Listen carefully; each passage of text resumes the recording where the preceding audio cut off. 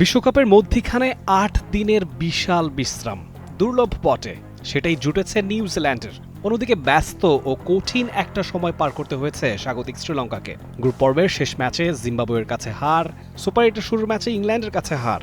দুঃসময়ে লঙ্কানরা এখন সেমির স্বপ্নভঙ্গের দোরগোড়ায়। কলম্বোর প্রেমাদাসা স্টেডিয়ামে সন্ধ্যা 7:30টায় কিউইদের সামনে লঙ্কানদের লড়াইটা তাই স্রেফ বাঁচা মরারই। শুরুর ম্যাচ হারায় এ ম্যাচ জিতলেও তাকিয়ে থাকতে হবে বাকিদের দিকে। নেট রান রেটের হিসেবটাও থাকা চাই যথেষ্ট হ্যান্ডসাম। বলা যায় ভালোই চাপে পড়ে গেছেন দাসুন সানাকারা। গ্রুপ পর্বে 4 ম্যাচে সমান 3 জয় ও 1 হার সঙ্গী দু দলেরই। অস্ট্রেলিয়া, আয়ারল্যান্ড ও ওমানকে হারানো শ্রীলঙ্কা শেষ ম্যাচে হেরেছিল জিম্বাবুয়ের বিপক্ষে।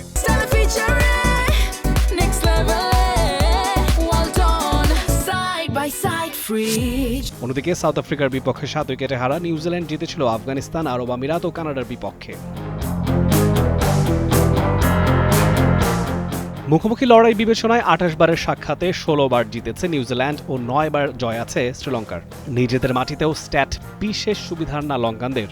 10 ম্যাচে 3 জয় মোটে তাদের, হারতে হয়েছে 5টায়। বিশ্বকাপের পরিসংখ্যানে অবশ্য এগিয়ে আছে স্বাগতিকরা।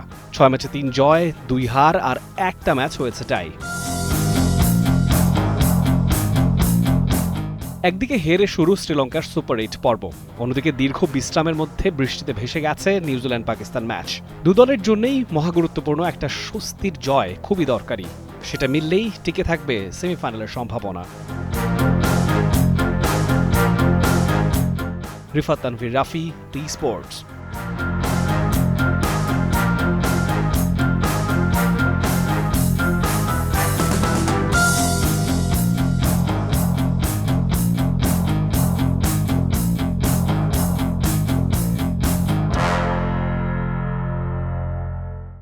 For more updates, subscribe to our YouTube channel and click on the bell icon. Follow us on Facebook and Instagram. Download T-Sports app to enjoy exciting games and highlights. Visit tsports.com.